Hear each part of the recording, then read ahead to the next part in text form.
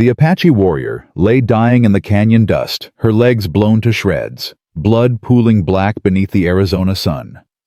Her own brother pressed the hot blade to her stumps. She didn't scream, kissed her forehead, and rode away. 3 days, she waited for death. But death didn't come. Instead, a white cowboy found her, lifted what was left, and carried her home. They said she was too broken to live. They were wrong. Before we begin, hit that subscribe button and stay with me until the end of this story. Drop a comment telling me what city you're watching from. I want to see how far Saka's story travels. Now let's go back to where it all started. The cannon fire stopped at dawn. Saka opened her eyes to silence. Her ears were still ringing from the blast that had torn through her squad 3 hours before. She tried to sit up. Her body wouldn't obey. She looked down. Her legs were gone. Not gone. Worse. Still attached but destroyed bone jutting through meat buckskin shredded into bloody ribbons. The left one bent at an angle. Legs don't bend. The right one just stopped halfway down like something had taken a bite out of it. She reached down to touch the wounds, and her hand came back red. Saka. Her brother Kaya dropped to his knees beside her. 19 years old, and already he had the eyes of an old man. She'd seen those eyes before on warriors who knew they were about to do something that would haunt them forever. "Don't look at me like that," she said. "We have to go." "I know. The soldiers are regrouping. They'll be back with reinforcements by noon." "I know, Kaya. We can't—" His voice broke. "We can't carry you." She grabbed his wrist. "Then don't." Around them, the canyon was a graveyard. Bodies everywhere, some wearing blue uniforms, most wearing buckskin and war paint.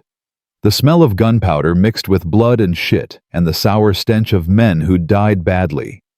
Flies were already gathering. Naka limped over his leg, bleeding through a makeshift bandage. He was 53 and had fought in more battles than Saka had lived years. He looked at her legs, then at Kaya, then back at her. "How much water do you have?" Naka asked. "Half a canteen." "Then you have until tomorrow morning, maybe tomorrow night if you're strong." He knelt down and put his hand on her shoulder. "I've seen men live 3 days with wounds like this. I've seen men die in 3 hours. You're tougher than most men I know." "That's supposed to make me feel better." "No, it's supposed to make you fight." Kaya pulled his knife from his belt. The blade was already dirty with someone else's blood. He held it over the small fire one of the others had started to brew medicine. The steel turned orange, then yellow, then white. "I'm sorry," he whispered. "Stop apologizing and do it." He pressed the blade to her left leg where the knee used to be. The flesh sizzled. The smell hit her first burnt meat her own body cooking, and then the pain came like a lightning strike straight to her brain. She bit down on her lips so hard she felt it split. Blood filled her mouth. She swallowed it and didn't make a sound. Kaya moved to the right leg. This time she screamed. Just once. A short, sharp sound that came from somewhere outside her body. Her vision went white, then black, then white again. When it cleared, Kaya was wrapping the stumps with strips torn from his own shirt. "We have 4 horses left for 7 people," Naka said. "The wounded ride. Everyone else walks. We're headed north to the Canyon Pass, then east into the mountains.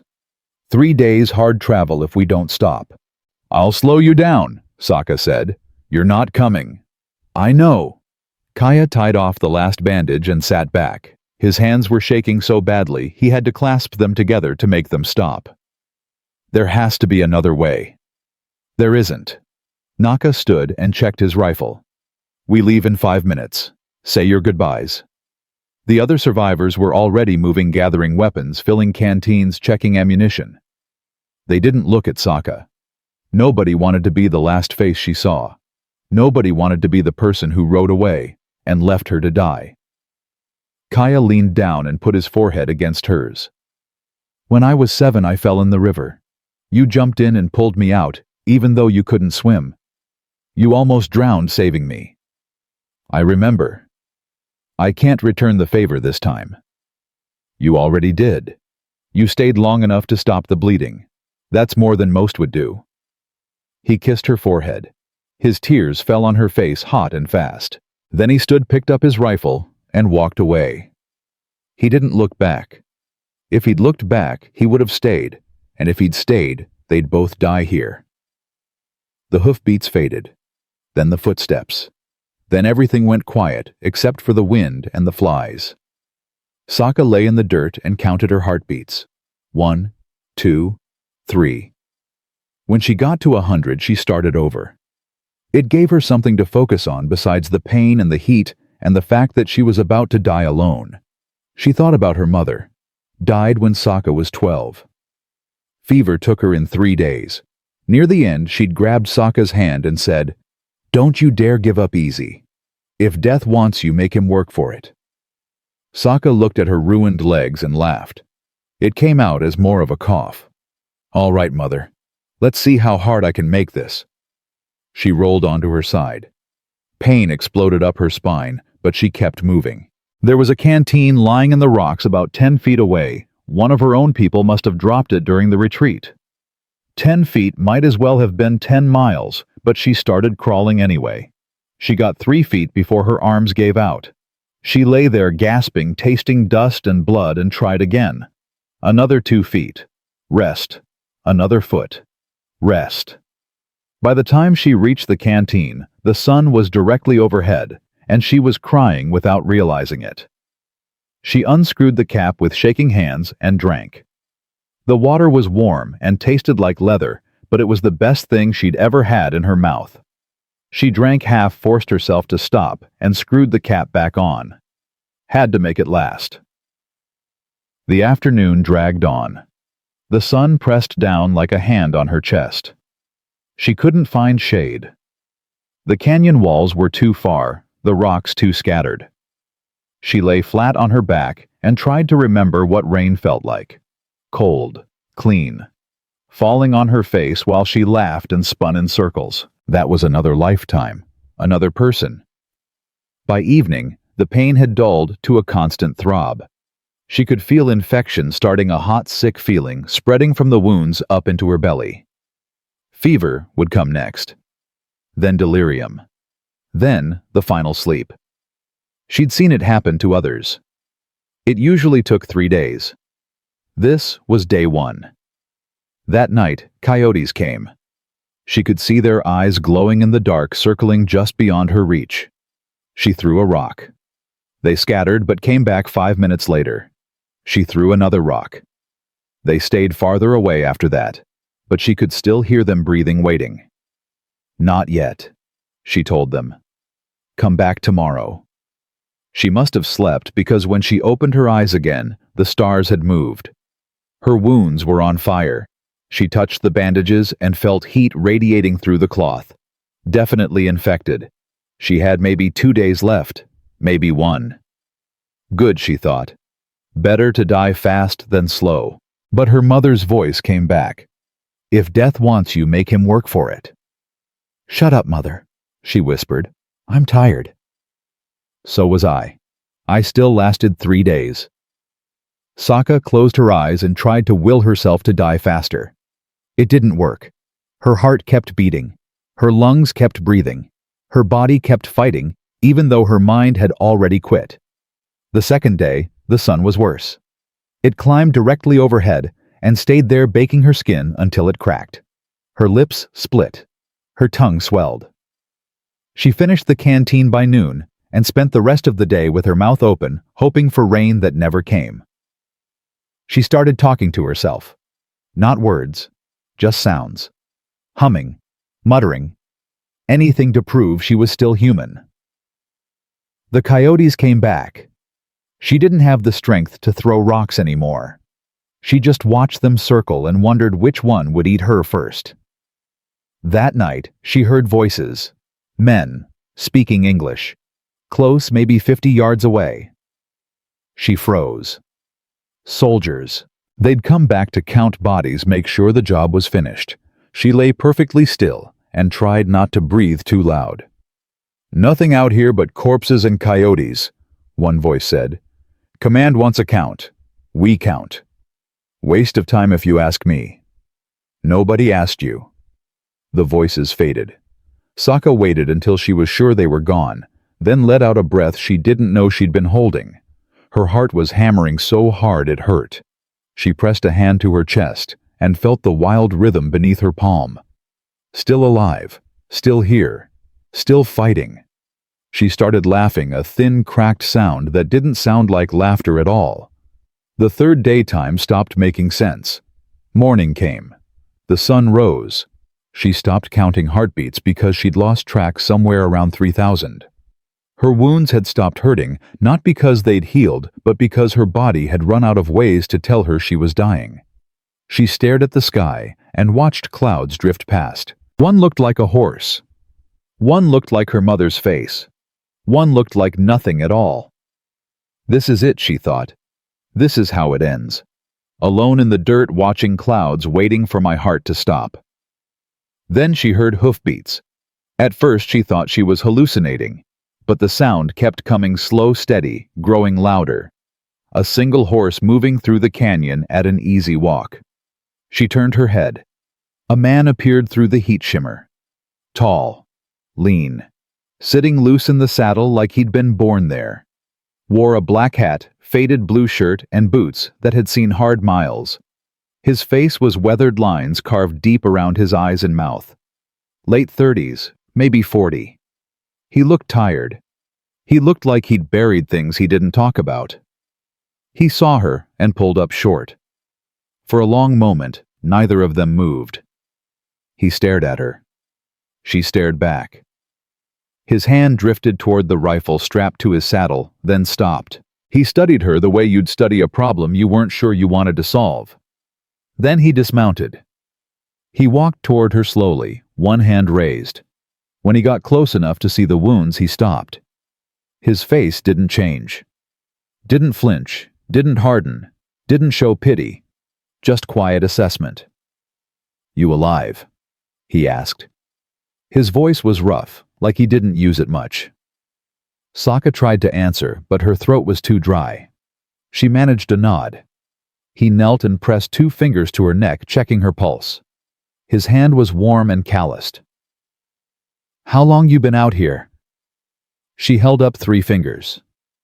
3 days. He looked at the wounds, then back at her face.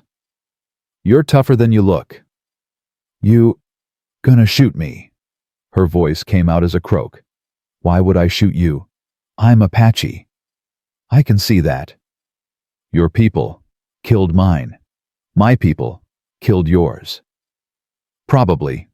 He stood and walked back to his horse. But I'm not in the killing business anymore. He pulled a blanket from behind the saddle and spread it on the ground beside her. Then he bent down, slid his arms under her shoulders and hips, and lifted. Pain shot through her body, but she bit down and didn't scream. He carried her to the blanket and wrapped her up like a child. This is going to hurt, he said. Everything hurts. Fair point. He lifted her again and somehow got her across the saddle in front of him. She ended up half sitting, half lying against his chest, her head tucked under his chin. The horse shifted beneath them. The man's arm came around her waist, holding her steady. What's your name? He asked. Saka. Wade Holt. He clicked his tongue and the horse started walking. Every step sent a jolt through her wounds, but Wade's arm stayed firm. After a while, the pain became just part of the rhythm. Step, jolt, breathe, step, jolt, breathe. Why are you helping me? She whispered. He was quiet for a long time. The horse kept walking. Finally, he said, Because you're still breathing.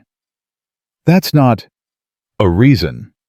It's the only reason that matters. Saka wanted to argue, but she was too tired. She let herself relax against his chest and listened to his heartbeat steady and strong and completely unhurried, like he had all the time in the world. Where are we going? My place, about 2 hours north. Your place, full of people. Just me. Wife? Dead. Sorry. It was a long time ago. They rode in silence after that. The sun moved across the sky. Wade gave her water from his canteen, just sips at first, then more when she didn't throw up. It was the best water she'd ever tasted. Easy, he said when she tried to drink too fast. You'll make yourself sick. Don't care. I do. I didn't carry you this far just to watch you choke. She looked up at him. His face was set, focused on the horizon. You don't know me. Don't need to. I could be a killer. Probably are. Most warriors are. I was. Then why? Because I'm tired of stepping over bodies and pretending I don't see them. He adjusted his grip on her. I did that for 4 years during the war. Walked past wounded men because I had orders to keep moving. Know what that does to you? It hollows you out. Turns you into something that looks like a man, but doesn't feel like one anymore. He paused. I'm not doing that again. Not for anyone. Saka closed her eyes and felt something crack open in her chest. Not hope. Hope was too big, too bright. This was smaller, quieter. Just the faint possibility that maybe she wasn't going to die today. You might regret this, she said. Wouldn't be the first time. The sun was setting when they reached his place. Saka had drifted in and out of consciousness during the ride, so she only caught glimpses. A small cabin made of pine logs, a corral with a water trough, a barn that leaned slightly to one side. No other buildings in sight. Just Wade's place and miles of empty land in every direction. He carried her inside and laid her on a bed, an actual bed with sheets and a pillow. The room was small, one window, one table, one chair, a fireplace in the corner. Simple, clean. The kind of place a man lived when he'd stopped expecting company. Wade lit a lamp and set it on the table. Then he started unwrapping her bandages. His face was grim in the lamplight. When he peeled back the last layer, she heard him exhale slowly through his nose. Bad? She asked. I've seen worse. Liar. Yeah. He reached for a bottle on the table. This is going to hurt. You keep saying that. Keeps being true. He poured whiskey over the wounds. The pain was instant and absolute. Saka arched off the bed, her hands clawing at the sheets, a sound like a wounded animal tearing from her throat. Wade put a hand on her shoulder and held her down. Breathe, he said. Just breathe through it. She breathed. In and out. In and out. Slowly, the pain receded. Wade worked fast cleaning the wounds, applying some kind of salve that smelled like pine and herbs, wrapping everything in fresh cloth. His movements were efficient, practiced. He'd done this before. When he finished, he pulled a blanket over her and stepped back. You need food. Need to die. Not in my house. He left and came back with a bowl of soup broth and vegetables. Nothing fancy.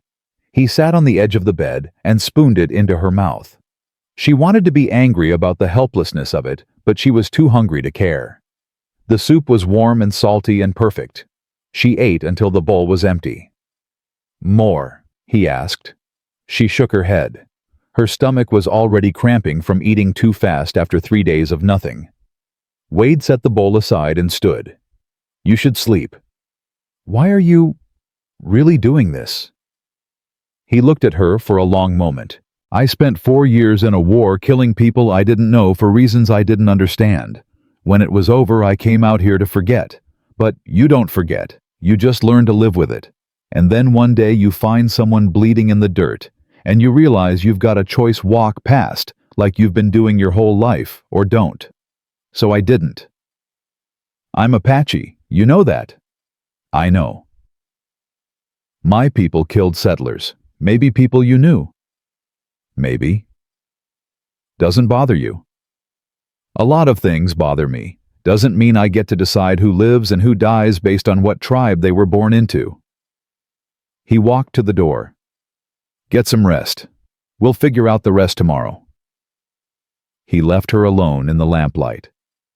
Saka stared at the ceiling and tried to make sense of the world, A world where a white rancher saved an Apache warrior for no reason except that she was still breathing. It didn't make sense, but she was alive and warm and full, and for the first time in 3 days, she wasn't waiting to die. She slept. When she woke, Wade was building something in the corner. She watched him through half-closed eyes. He had a pile of wood planks, a saw, a hammer, and he was putting together some kind of low platform with wheels attached. It took her a moment to understand what it was, a way for her to move. "You're making that for me."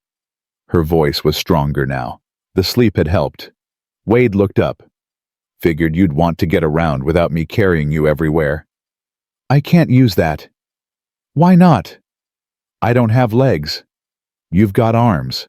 Strong ones too, from what I can tell. You'll figure it out." "You don't know that."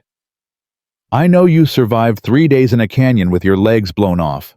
I know you're still alive when most people would have quit on day 1. That tells me you're stubborn enough to learn how to roll across a floor."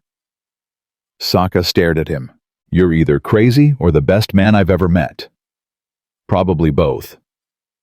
He went back to work. The saw rasped through wood, steady and rhythmic. "Give me another hour. I want to make sure the wheels are solid." "What do you want in return?" Wade stopped and turned to face her. "Nothing." "Nobody does something for nothing." "Then maybe I'm nobody." He picked up the hammer. "Or maybe I just want to see if I can still do something good before I die." "You're not dying. We're all dying. Question is what we do with the time we've got left." He hammered a nail into place. "I wasted 4 years killing. Spent another 6 years hiding out here feeling sorry for myself. Maybe it's time I did something that actually matters." An hour later, he brought the platform to the bedside. It was rough, unpolished wood, mismatched wheels, but it was solid. He set it on the floor next to the bed. "Try it," he said. Saka stared at it. "I'll fall. Then I'll catch you." "I don't need your help." "Didn't say you did. I said I'd catch you if you fall. There's a difference." She looked at him, then at the platform, then back at him. Slowly, she pushed herself upright. The room spun. She gripped the edge of the bed until it steadied. Then she slid herself off the mattress and onto the platform.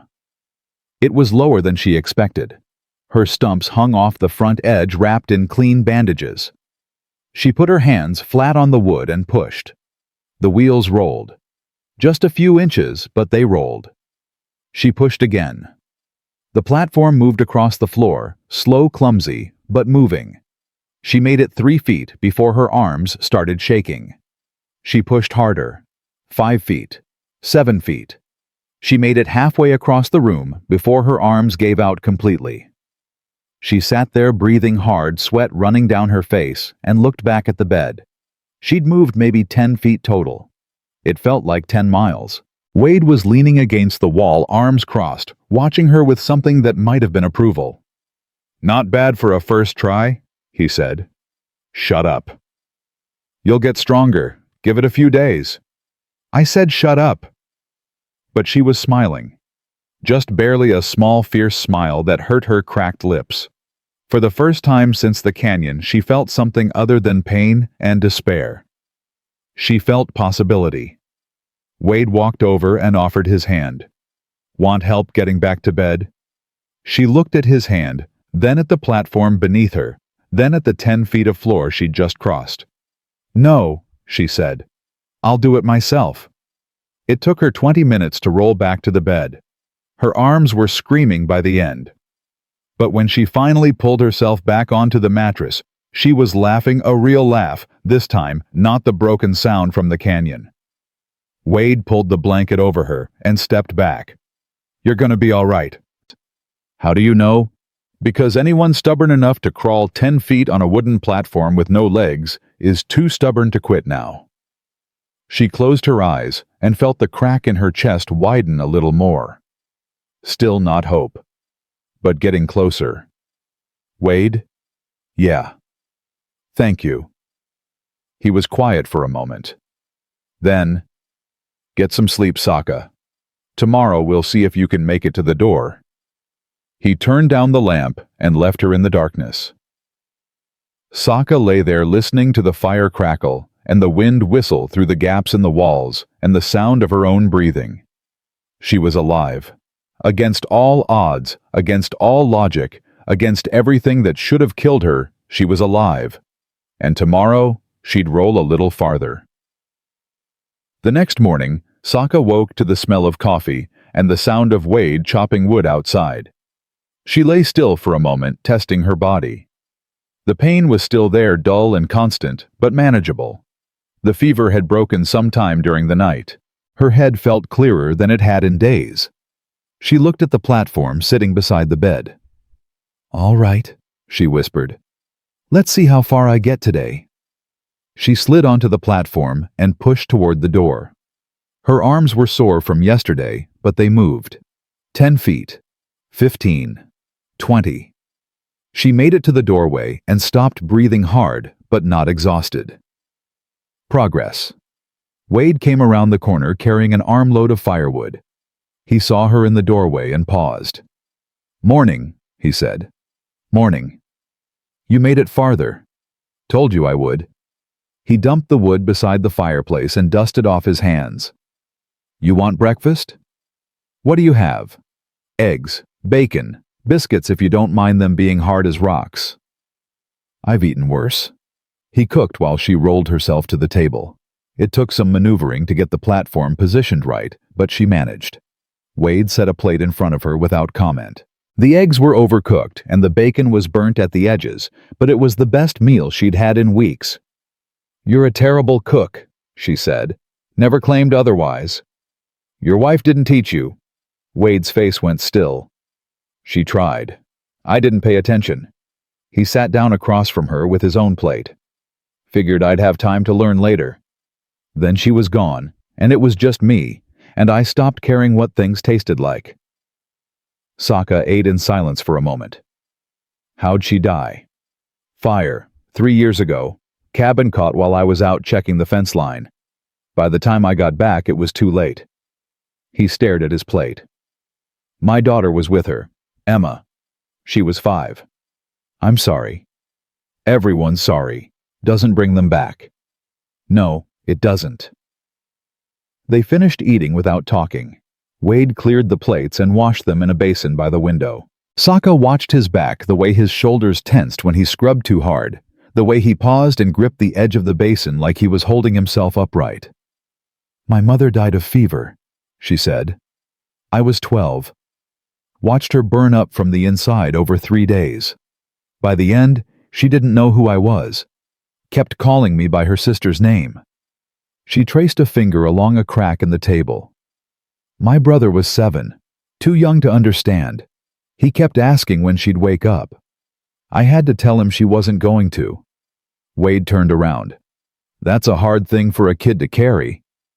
"We all carry hard things. Only difference is, some of us talk about it, and some of us don't." "Which one are you?" "I'm talking to you, aren't I?" He almost smiled. "Fair point." Over the next week, Saka pushed herself harder each day. Wade watched from a distance, never offering help unless she asked. She rolled from the bed to the door, then from the door to the fireplace, then from the fireplace to the table, and back. Her arms grew stronger. The platform became an extension of her body. On the 8th day, she made it outside. Wade was fixing a broken section of corral fence when she rolled through the doorway and onto the porch. He looked up surprised. "You made it," he said. "Told you I would." "How's it feel?" "Like freedom." She sat there in the morning sun, feeling the warmth on her face, breathing air that didn't smell like smoke and blood. The sky was impossibly blue. A hawk circled overhead, riding the thermals. In the distance, mountains rose like broken teeth against the horizon. "It's beautiful out here," she said. "It's lonely." "Same thing sometimes." Wade hammered a nail into the fence post. "You planning to stay?" "You kicking me out?" "Didn't say that." "Then I'm staying. At least until I figure out where to go." And where's that? I don't know yet. She watched the hawk circle. My people are scattered. The ones who survived are probably halfway to Mexico by now. I can't ride, can't walk, can't keep up, even if I found them. So I guess I'm here until I'm not. Wade nodded and went back to his work. They didn't talk about it again. Saka just stayed, and Wade didn't ask her to leave, and that became their arrangement. Days turned into weeks. Saka learned the rhythm of the place. Wade rose before dawn, fed the horses, checked the fences, repaired whatever needed repairing. She started helping where she could. Couldn't ride, couldn't walk, but she could cook better than Wade could mend clothes, could sharpen knives. She made herself useful. One afternoon, Wade came back from town with supplies and a newspaper tucked under his arm. He set the paper on the table without looking at it. Saka picked it up and scanned the front page. Her face went cold. "What is it?" Wade asked. She pointed to a headline, "Apache Renegades Captured Near Border." Below it, a smaller article, "Reward Offered for Information on Escaped Warriors." "They're hunting us," she said quietly. "Anyone who escaped the canyon. They're offering money for information." Wade read over her shoulder. "Says here they're looking for a male warrior, mid-20s, scar over his left eye." "That's my brother." "You think he made it to Mexico?" "I don't know. I hope so." She folded the paper and set it aside. "But if they're still looking, that means someone's still running. And if they find out you're here, then you're harboring an escaped enemy combatant. They'll arrest you. Maybe worse." Wade pulled out a chair and sat down. "Let them come." "You don't mean that." "I do." "Wade, I'm not worth throwing your life away for. That's not your decision to make." He leaned back and crossed his arms. "I chose to bring you here. I chose to help you. If that comes with consequences, I'll deal with them. You're insane." "Probably, but I'm not handing you over to soldiers who'll either kill you or throw you in a cell to rot. So that's settled." Saka stared at him. "Why do you care so much?" "Because I'm tired of living like a dead man. For 3 years, I sat in this cabin and waited to die. Then you showed up and I had a reason to get up in the morning. I'm not giving that up." She didn't know what to say to that, so she said nothing. Just reached across the table and put her hand over his. He looked down at their hands, his scarred and calloused, hers smaller, but just as rough, and didn't pull away. 2 weeks later, trouble came. Saka was outside working on a leather harness when she heard horses. 2 riders coming up the road at an easy pace. She looked toward the cabin. Wade was inside, probably didn't hear them yet. She grabbed the platform's wheels and rolled herself behind the barn as fast as she could. The riders stopped in front of the cabin. Through a gap in the barn wall, Saka could see them both wearing badges. Local law, not military. That was something at least. Military meant federal jurisdiction. Local meant they were just poking around. Wade stepped out onto the porch, rifle in hand, but not aimed. "Can I help you, gentlemen?" The older deputy, gray-haired, heavy around the middle, tipped his hat. "Morning, Mr. Holt. Just doing our rounds, checking in on folks out this way." "I'm fine. Thanks for asking." "Glad to hear it." The deputy's eyes scanned the property. "You been out here alone since your family passed?" "That's right." "Must get lonely." "I manage." The younger deputy spoke up. "We heard you might have taken in a drifter, someone passing through." Wade's face didn't change. "Where'd you hear that town talk? You bought extra supplies last week, more than one man needs." "I'm stocking up for winter. That a crime now?" "No crime at all, just curious." The older deputy shifted in his saddle. "Thing is, there's been reports of Apache stragglers in the area, ones who didn't get rounded up after the canyon fight. We're asking everyone to keep an eye out." "Haven't seen any Apache." "You sure about that?" "I'm sure I'd remember seeing Apache on my property." The young deputy's hand drifted toward his gun. "Mind if we look around?" Wade raised his rifle just enough to make his point. "Yeah, I do mind, This is private property, and unless you've got a warrant, you can turn those horses around and head back to town." The older deputy held up a hand. "Easy now. Nobody's looking for trouble." "Then don't bring it to my doorstep." "We're just doing our job, Mr. Holt."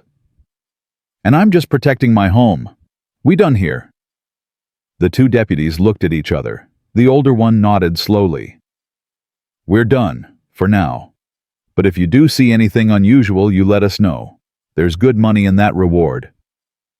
"I'll keep that in mind." They turned their horses and rode away. Wade stood on the porch until they disappeared over the ridge, then lowered his rifle and walked to the barn. Saka rolled out from behind it. "They'll be back," she said. "I know. Someone in town saw me, or saw you buying extra food. Either way, they're suspicious. Let them be suspicious. Doesn't prove anything. Wade, if they find me here." "They won't." "You don't know that." He knelt down beside her platform. "Listen to me. I've lived through war. I've seen men die for causes they didn't believe in and survive things that should have killed them. I've learned that sometimes you just have to draw a line and say, I'm not crossing this no matter what. This is my line. You stay here, you're safe here, and I'm not handing you over to anyone. That's final." Saka looked at him. Really looked at him, and saw something she hadn't seen before. Not just determination. Something deeper. Something that looked almost like hope. "You're going to get yourself killed," she said softly. "Then I'll die doing something that matters." That night, Wade built a hiding place under the floorboards, a small space, just big enough for Saka and her platform. He covered it with a rug and moved the table over it. "If they come back, you go under," he said. "Don't argue. Don't wait. Just go under and stay quiet." "How long did this take you?" "Couple hours." "You should have been resting." "I'll rest when I'm dead." He tested the boards to make sure they didn't creak. "This'll hold your weight. I made sure." Saka ran her hand along the edge of the opening. "You really thought this through. I told you, I'm not letting them take you." She looked up at him. "Why does it matter so much to you? You barely know me." Wade sat down on the floor beside her. "After Emma and Sarah died, I stopped caring about anything. I'd wake up, do my work, go to bed, and count it as another day survived. I wasn't living. I was just existing. Then I found you in that canyon and something changed. I had a purpose again. Someone to take care of. Someone who needed me." He paused. "Maybe I need you more than you need me. Ever think about that?" "That's the saddest thing I've ever heard." "Probably. But it's true." Saka reached out and touched his face. He went very still. She traced the scar that ran along his jaw, an old wound mostly healed, the kind that told stories he'd never shared. "Where'd you get this?" she asked. "Sharpsburg. Antietam if you're going by the Union name. Confederate saber got me pretty good. Thought I was going to bleed out in a cornfield. Medic stitched me up with thread meant for mending shirts. I can still feel where the stitches pulled too tight when I talk. It suits you. The scar. The survival." He caught her hand in his and held it. His palm was warm against hers. They sat like that for a long time. Two broken people holding on to each other in the lamplight. Neither one quite sure what came next, but both willing to find out. 3 days later, the fever came back. Saka woke in the middle of the night, drenched in sweat. Her wounds were on fire. She tried to sit up and couldn't. The room spun. She heard herself calling Wade's name, but it sounded like someone else's voice. Wade appeared beside the bed. "I'm here." "Something's wrong." He touched her forehead and swore. "You're burning up." "The wounds." "I know. Infection's back." He grabbed a bucket of water and started cooling her down with wet cloths. "Stay with me, Saka. You hear me? Stay with me." But the fever had her now. She slipped in and out of consciousness. Sometimes she was in the cabin with Wade. Sometimes she was back in the canyon with her brother. Sometimes she was a child again, watching her mother die, helpless and small and scared. Wade stayed beside her for 2 days straight. He didn't sleep, didn't eat much, just kept cooling her skin, forcing medicine down her throat, talking to her when she was lucid enough to hear. "You're not dying in my house," he said over and over. "I didn't carry you out of that canyon just to lose you now. So you fight. You hear me? You fight." On the third night, the fever broke. Saka opened her eyes and saw Wade slumped in a chair beside the bed, his head tipped back, finally asleep. He looked exhausted, dark circles under his eyes, stubble covering his jaw, his shirt stained with sweat and medicine. But he was there. He'd stayed. "Wade," she whispered. He jerked awake. "You're up. You stayed. I said I would. For 2 days. Closer to 3. You were pretty far gone there for a while." Saka felt tears burning behind her eyes. She tried to push them back, but they came anyway, hot and fast and unstoppable. "I thought I was dying." "So did I." Wade moved from the chair to the edge of the bed and took her hand. "But you didn't. You're still here. Because of you. Because you're too stubborn to quit." She laughed through her tears. It hurt her chest, but it felt good. "You're not going to let me thank you, are you?" "Nope." "Why not?" "Because then I'd have to admit I care, and I'm not good at that." "Wade." "I know," he said quietly. "I know what this is. I've been trying not to think about it because it's complicated and dangerous and probably a terrible idea. But I'm tired of pretending I don't feel it."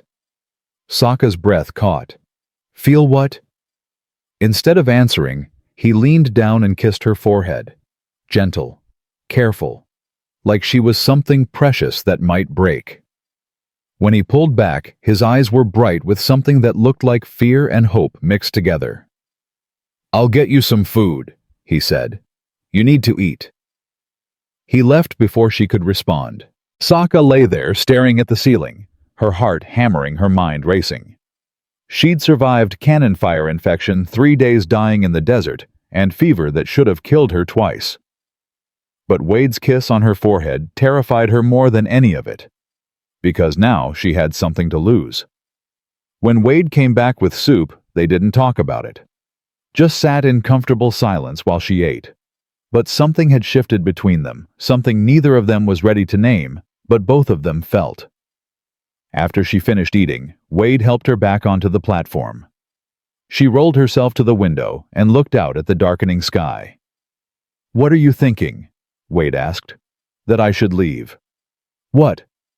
"Those deputies will come back, and when they do, they'll search the place. They'll find me, and then you'll be arrested for helping me, and I'll be either killed or locked up, and none of this will have mattered." Wade walked over and stood beside her. "Is that really what you think? That none of this matters? I don't know what I think anymore." "Well, I do."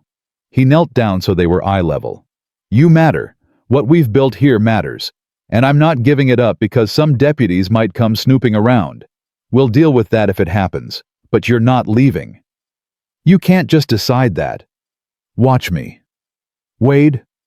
"No. You listen to me now." His voice was rough with emotion. "I've spent 3 years wishing I was dead. 3 years going through the motions because I didn't have the guts to pull a trigger. Then you showed up and gave me a reason to keep going. So no, you're not leaving. Because if you leave, I go back to being that dead man in the cabin, and I can't do that again. I won't." Saka reached out and cupped his face in her hands. "You're an idiot." "I know. A stubborn, reckless idiot who's going to get both of us killed. Probably. And I'm staying anyway." "Good." She pulled him closer and kissed him. Not on the forehead this time. On the mouth. Hard and desperate and full of everything she couldn't say out loud. He kissed her back like she was air, and he'd been drowning his hands tangling in her hair, pulling her closer, even though there was nowhere closer to go. When they finally broke apart, both of them were breathing hard. "That was—" Wade started. "Don't," Saka said. "Don't analyze it. Don't apologize for it. Just let it be what it is." "And what is it?" I don't know yet, but I want to find out. That night, Wade carried her to his bed. Not out of pity or obligation, but because they both needed to feel alive. Needed to prove they were more than broken pieces barely held together. In the darkness, with the fire dying in the hearth and the wind howling outside, they found each other. And for the first time since the canyon, Saka didn't feel like she was dying. She felt like she was finally starting to live. Afterward, they lay tangled together in the sheets, Wade's arm draped across her waist, her head tucked against his chest. "I'm scared," she whispered. "Of what?" "Of losing this. Of losing you." Wade pressed his lips to her hair. "Then we'll fight to keep it." "What if fighting isn't enough?" "Then we fight anyway, because the alternative is giving up, and I'm done giving up."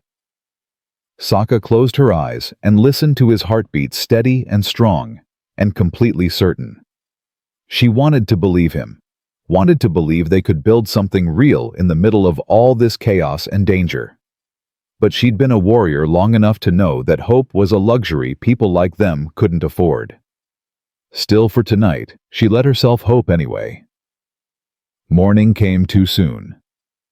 Saka woke to Wade already dressed, standing by the window, with his rifle in hand. She pushed herself up on her elbows. "What's wrong?" "Riders. 3 of them, coming fast." She was on the platform and rolling toward the hiding spot before he finished speaking. Wade moved the table and lifted the rug. She dropped into the space beneath the floor, pulling the platform down with her. The boards closed over her head. Darkness swallowed everything. She heard Wade's boots cross the floor. Heard the door open. Heard voices outside, sharp and official. "Mr. Holt, we need to talk." It was the older deputy from before. Saka pressed her ear to a crack between the boards and listened. "About what?" Wade's voice was calm. Too calm. "About the Apache woman you're hiding." Silence. Long and heavy. Then Wade laughed, a sound with no humor in it. "That's what you came all the way out here to tell me, that I'm hiding someone. We have a witness. Man in town saw you carrying someone into your cabin 6 weeks ago. Said it looked like a woman. Said she wasn't moving much. And you believed him.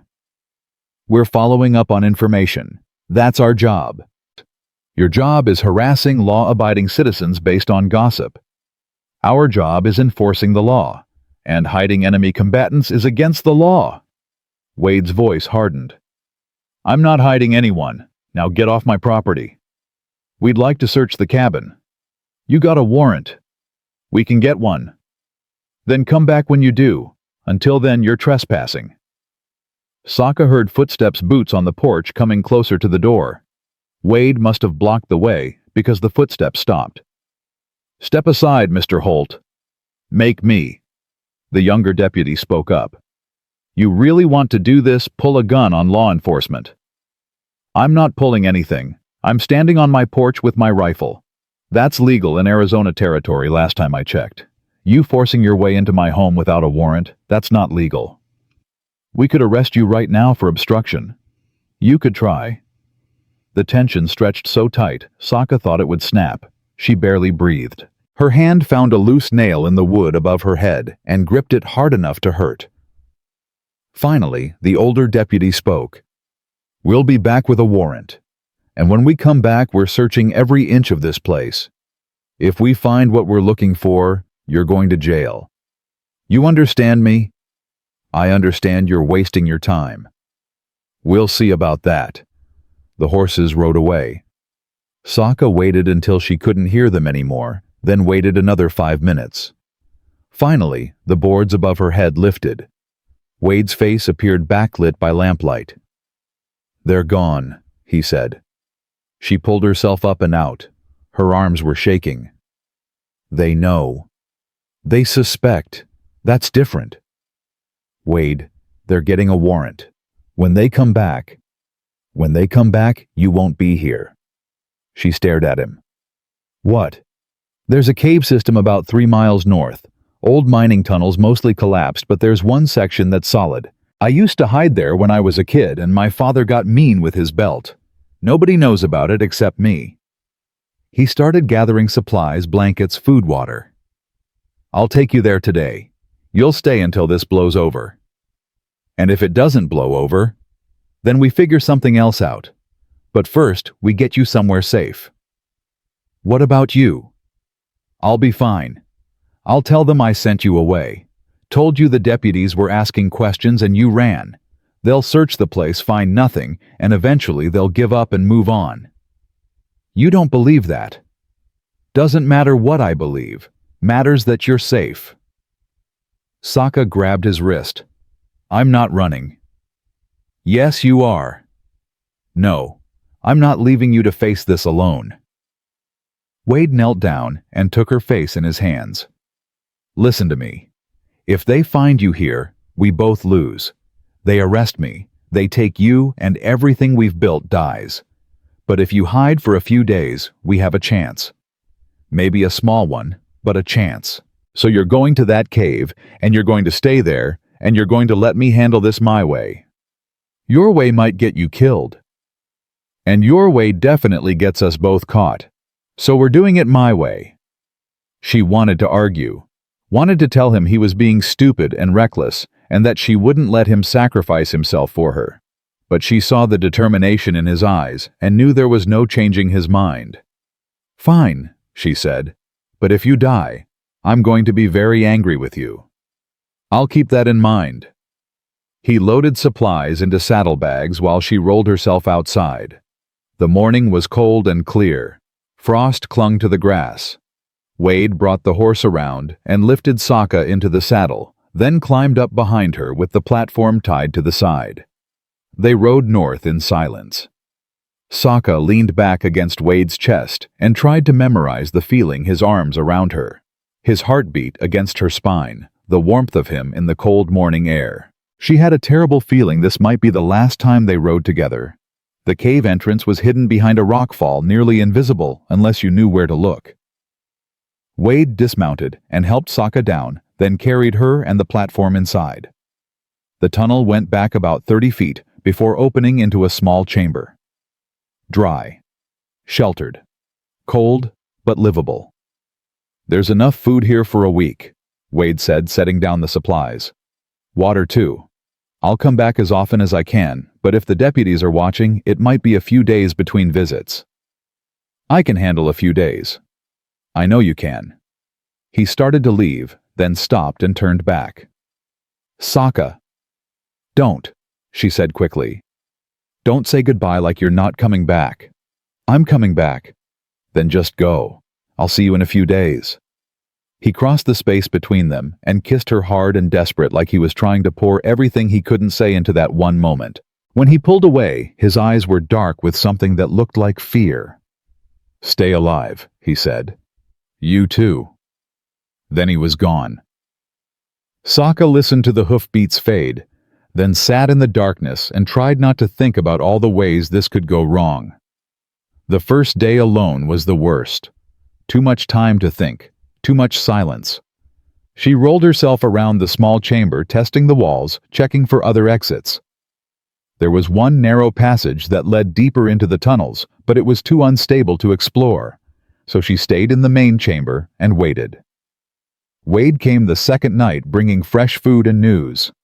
They came back this morning with the warrant, he said, unpacking supplies. Searched the whole place, tore it apart looking for evidence.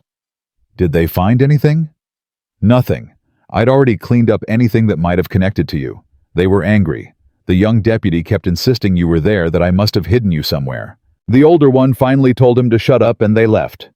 So it's over. Wade shook his head. They're watching the place. I saw the young deputy camped on the ridge this afternoon. They're hoping you'll come back, or I'll lead them to you. How long can they keep that up? As long as they want. There's a reward, remember. They're motivated. Saka felt cold settle into her bones. So, I'm stuck here. For now. Wade sat down beside her. I'm sorry. I know this isn't what you want. What I want is to be with you, but apparently that's too much to ask. It's not forever. just until they give up. And if they don't give up... Wade was quiet for a long moment. Then we run. Both of us. Leave this place and head somewhere they won't find us. You'd give up your home. It's just a house. You're... He stopped, took a breath. You're more than that. Saka reached for his hand. You can't say things like that and then leave me alone in a cave. I know, but I don't know what else to do. He squeezed her hand. I'm trying to keep you safe. I'm tired of being safe. I'm tired of hiding. I'm tired of letting other people decide how I'm supposed to live. What do you want to do? I want to fight. I want to walk back into that cabin and tell those deputies to go to hell. I want to stop being the woman who got left in the canyon to die. I want to be the woman who survived and built something new. Wade looked at her, really looked at her, and something shifted in his expression. You're right. About what? About all of it. We've been playing defense this whole time, hiding, waiting for them to give up. But they're not going to give up.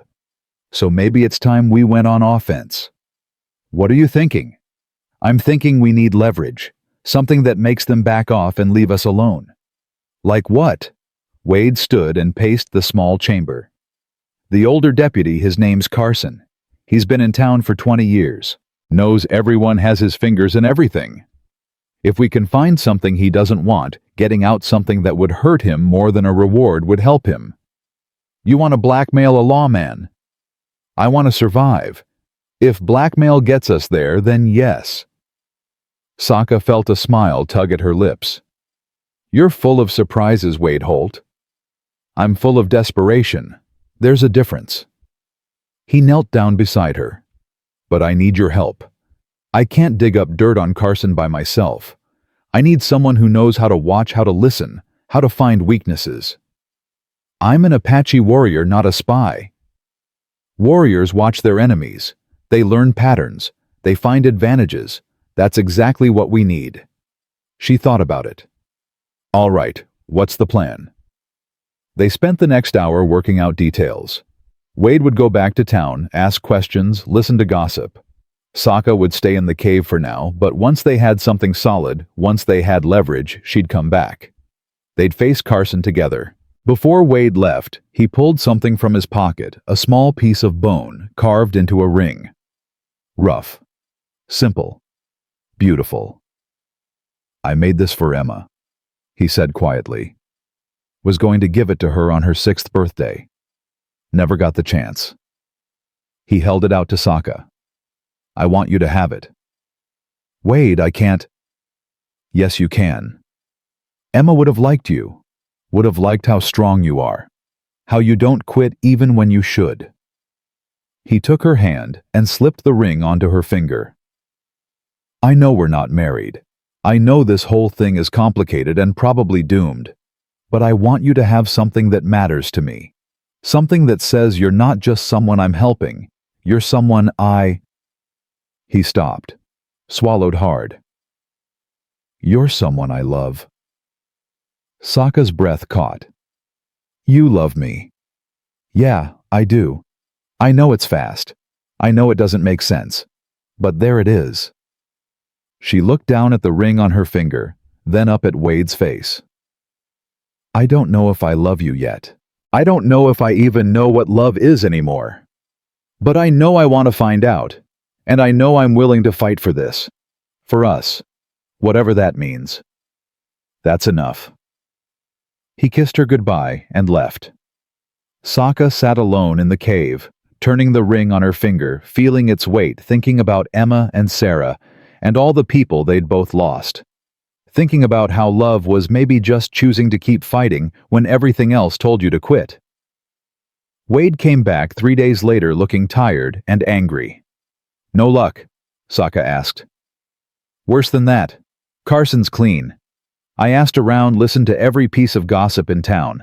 The man's beloved. Helped half the families in the area at one point or another. If he's got secrets, nobody's talking about them. So we're back to square one. Not quite. Wade sat down and pulled out a folded piece of paper. I did find something. Not about Carson. About the young deputy. His name's Miller. He's new to the territory, came out from Missouri last year. Been pushing hard for this Apache hunt, harder than Carson even wants. I started wondering why. And I talked to a clerk at the land office. Miller's been buying up property around here. Cheap parcels nobody wants. But if the Apache threat gets bad enough, if enough people get scared and leave, those parcels become valuable. He's betting on fear. Saka felt cold understanding wash over her. He's profiting from the hunt. More than that, he's encouraging it. He's the one who spread the rumor about me hiding someone. He's the one pushing Carson to keep investigating. Because the longer this goes on, the more scared people get, and the more property he can buy for nothing. That's why he won't give up. That's why we need to make him. Wade unfolded the paper. These are the parcels he's bought in the last 6 months. I compared them to a map of the region. You know what they all have in common? Tell me. Water rights. Every single piece of land he bought has access to streams or wells. He's not just buying random property. He's systematically acquiring water sources. In another year, he'll control most of the drinking water in this area. People will have to pay him or leave. Saka stared at the list. That's not just profiteering. That's fraud. That's manipulation of public safety for personal gain. That's enough to get him removed from his position and probably arrested. Wade folded the paper back up.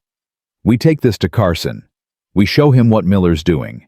We make it clear that if they keep coming after us, this information goes to the territorial governor. You think Carson will believe us?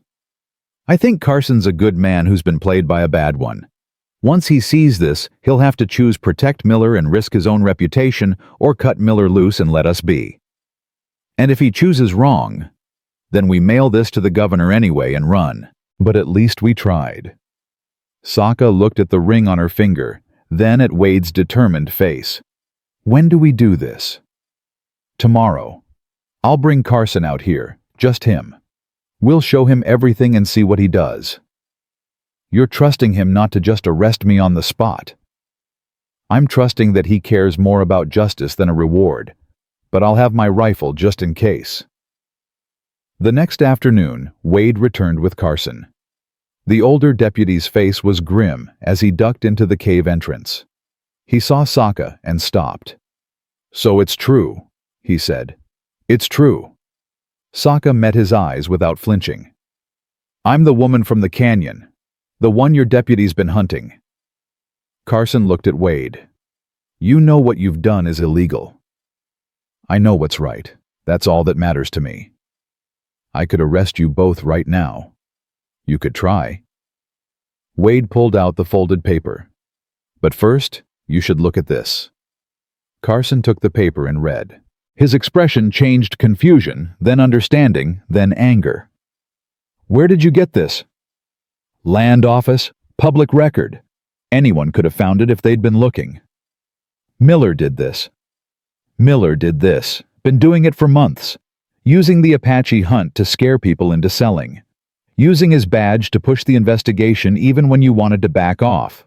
He's been playing you, Carson. The deputy sat down heavily on a rock. Son of a bitch. He's using you to make himself rich. And he's using me and Saka as the excuse. Wade crouched down to Carson's level. Here's what I'm proposing. You take this information and deal with Miller however you see fit. In exchange, you forget you ever heard about Saka. You tell everyone the witness was wrong, there's no Apache woman, and you close the case. We all walk away. And if I don't, then this goes to the governor. Miller gets investigated. You get investigated for not catching it sooner. The whole thing becomes a mess that ruins both your careers. Or you can end it now quietly, and nobody has to know Miller fooled you. Carson was quiet for a long time. He looked at Saka, then at the paper, then at Wade. She fought at the canyon. She did. Killed soldiers. Probably. She was a warrior. That's what warriors do.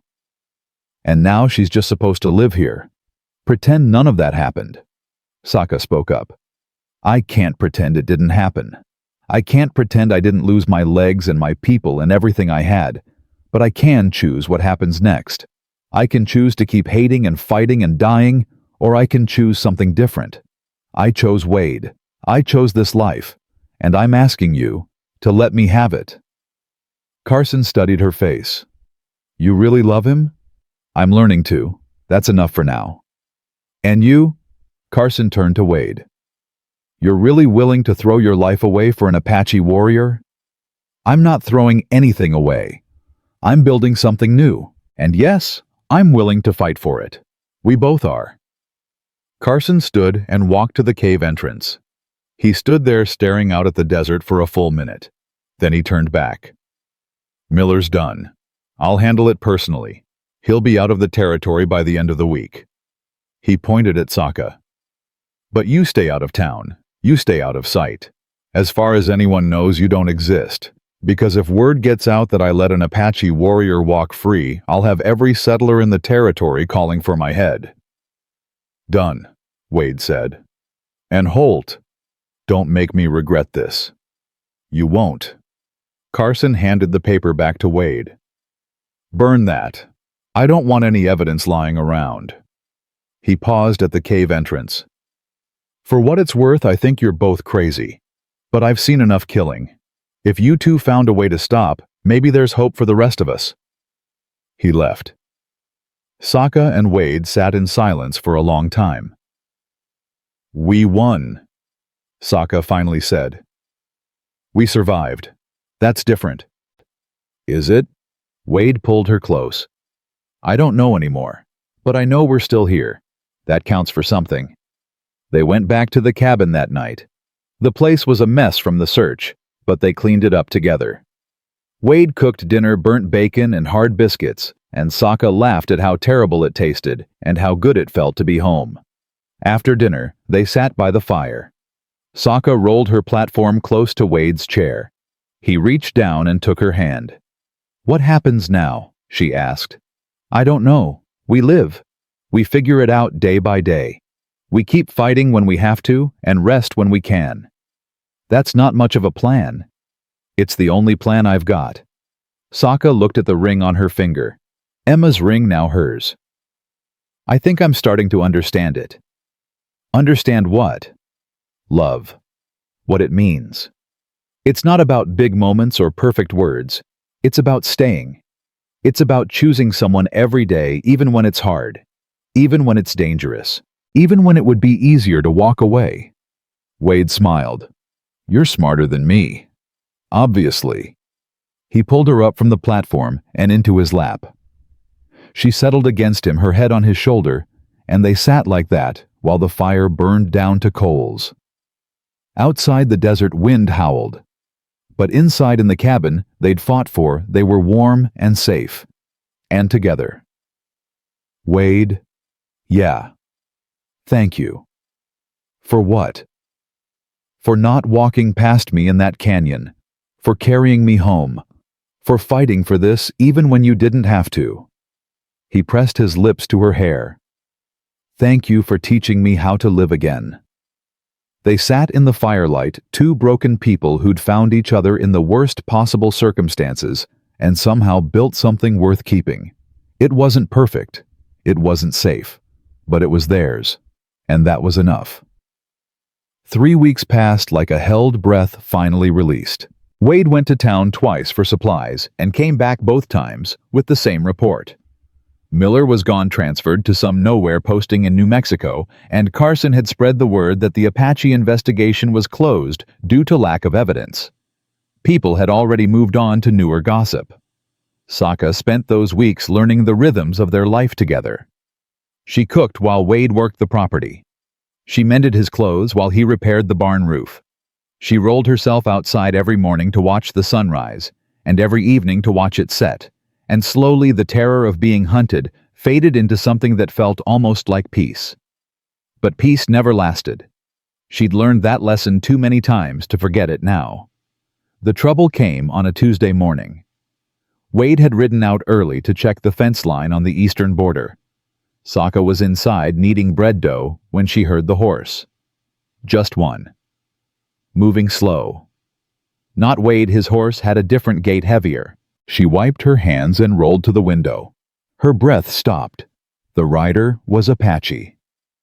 Young, maybe 18, wearing traditional clothing torn and stained with travel. He sat slumped in the saddle like he'd been riding for days. As he got closer, Saka saw the wound in his side, fresh blood soaking through a makeshift bandage. She rolled to the door and opened it. The young man looked up and his eyes went wide. "Saka." His voice was barely a whisper. She knew him. Neol. He'd ridden with her brother's group. Last time she'd seen him, he'd been helping load the wounded onto horses before the retreat from the canyon. "Get down," she said. "You're bleeding." He half fell from the saddle. She caught him as best she could and helped him stagger to the porch. He collapsed against the wall, breathing hard. "How did you find me?" she asked. "Heard stories. An Apache woman living with a white rancher north of town. I didn't believe it until now." He coughed and blood flecked his lips. "I need help." "I can see that. What happened?"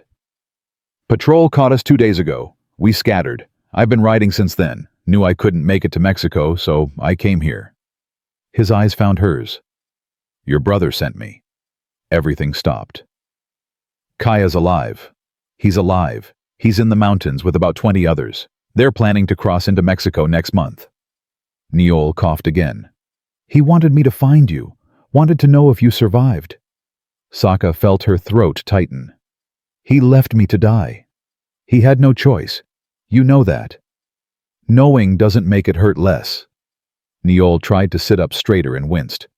"He cries about it sometimes. At night when he thinks no one's listening. He tells stories about you. About how you taught him to ride, how you protected him when your father got drunk. He says leaving you in that canyon was the worst thing he ever did." "Good. He should feel terrible about it." "He does.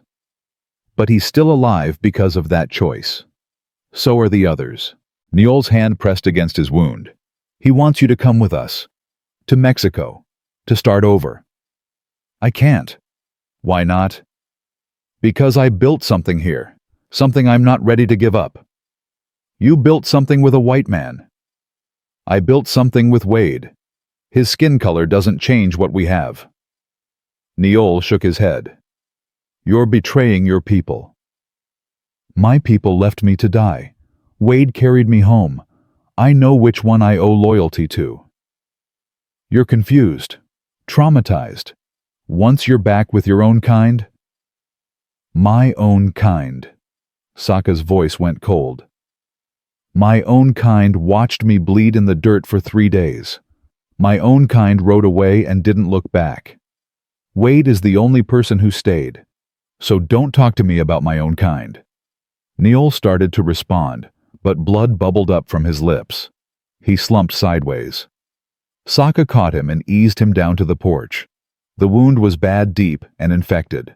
Without help, he'd be dead by nightfall. She heard hoofbeats and looked up to see Wade riding hard toward the cabin. He must have seen the strange horse from the ridge. He dismounted before his horse fully stopped and ran to the porch, rifle in hand. "Who is he?" "His name's Neol. He rode with my brother. He's been shot." Wade knelt and checked the wound. "This is bad. Real bad. He needs a doctor." "We can't take him to town. They'll arrest him." "Then he dies here." "No." Saka grabbed Wade's arm. "You saved me. You can save him." "You had a chance. He's too far gone." "Try anyway. Please." Wade looked at her, then at Neol, then back at her. "You know what you're asking me to do. If I save him and he goes back to his people, he could lead them here. Could bring soldiers. Could ruin everything we've built." "I know. But he's just a kid. And he came here because he had nowhere else to go. We can't turn him away." Wade was quiet for a long moment. Then he stood and grabbed Neol under the arms. "Help me get him inside, and pray I remember enough field medicine to make a difference." They spent the rest of the day working on Neol. Wade cleaned the wound, dug out the bullet with a knife, sterilized in whiskey, and stitched the hole closed, while Saka held the young warrior down. Niol screamed once, then passed out. Wade wrapped the wound and stepped back exhausted. That's all I can do. Rest is up to him. They carried Niol to the bed. Saka rolled herself to a chair beside him and watched his chest rise and fall. Wade stood at the window, staring out at nothing. You're angry, Saka said. I'm scared. Of what? Of losing you. That's what this is about, isn't it? He came here to take you back. He came here bleeding and desperate. I don't care what his reasons were. I care that he's dying and we can help. Wade turned to face her. And when he's better, when he tells you about your brother and tries to convince you to leave, what then? Then I stay anyway, because I choose you. I already chose you. You say that now. But blood is blood. He's your people. You're just the man I love. The words came out before she could stop them. She'd never said it before. Hadn't been sure until that moment. But now, with Wade looking at her like she might disappear, she knew it was true. I love you. Not because you saved me, not because I owe you, but because you're the first person who ever looked at me and saw something worth keeping. So no, I'm not leaving. Not for Niol. Not for my brother, not for anyone. Wade crossed the room and pulled her into his arms. I love you too. And I'm sorry for doubting you. Don't be sorry, just trust me. I'm trying. Niol woke 3 days later. Saka was sitting beside the bed when his eyes opened. He looked around the room confused, then saw her and tried to sit up. Easy, she said. You're still healing. Where am I? Wade's cabin. You've been unconscious for 3 days. Niol's hand went to his side and felt the bandages. The white man did this. Wade did this, yes. Why? Because I asked him to. Niol lay back and stared at the ceiling. I don't understand you anymore. You never did. We rode together maybe 5 times. You don't know me. I know you were one of the best warriors we had. I know you fought harder than most of the men. And I know you're wasting yourself here playing house with someone who should be your enemy. He's not my enemy. He's my partner. You're blind. I'm seeing clearly for the first time in my life. Saka rolled closer. Listen to me. I spent 23 years fighting. Fighting soldiers, fighting settlers, fighting for land that was ours before they came and took it. And you know what? All that fighting got me. It got me left to die in a canyon with my legs blown off. The war we were fighting, we already lost it. Maybe we lost it before I was even born. But I'm done pretending we can win by killing more people. So you gave up. I survived. There's a difference. Niol turned his head to look at her. Your brother won't see it that way. My brother doesn't get a vote. This is my life. I choose how I live it. Even if it means betraying everything you are. I'm not betraying anything. I'm choosing peace over war. If that makes me a traitor, then I'm a traitor. But I'm a living traitor with someone who loves me, and that's more than most warriors ever get. Niol closed his eyes. I'm supposed to take you back with me. I'm not going. He made me promise. Your brother. He said no matter what I had to bring you back. Then you'll break your promise. But I'm staying here. Wade appeared in the doorway. How's he doing? He's awake, and trying to convince me to leave. Wade walked over and checked Niol's bandages. Wounds healing clean. You're lucky. Another day out there and you'd be dead. Lucky, Niol repeated bitterly. I'm lying in bed in an enemy's house while my people run for their lives. Your people are welcome to stop running and find peace too. Nobody's forcing you to keep fighting a war you can't win. You don't understand what it's like, having everything taken from you. Wade's expression hardened. I lost my wife and daughter in a fire, lost half my friends in a war that destroyed this country. I understand loss just fine. Difference is, I'm not using it as an excuse to keep destroying things. Easy for you to say, You're white. You always have the advantage. I'm broke alone and living in the middle of nowhere with the woman I love who happens to be Apache. You think that's an advantage? You think the town folks look at me with respect? They think I'm crazy at best, a traitor at worst. But I don't care what they think, because I found something worth more than their approval. Neil looked between Wade and Saka. You really love her. More than I've loved anything in my life. And you? Neil turned to Saka.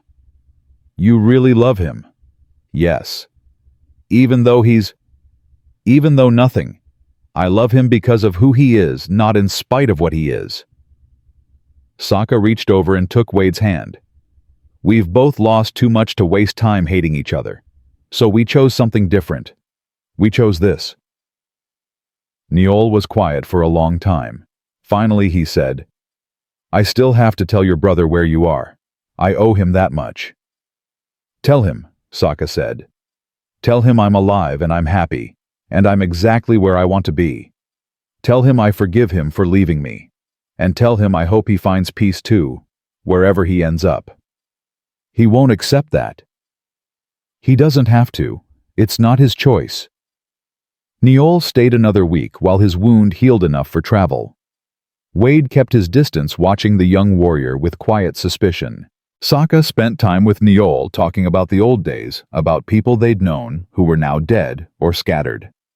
It felt like mourning and closure wrapped together. On the morning Neil left, he pulled Saka aside. I still think you're making a mistake. I know.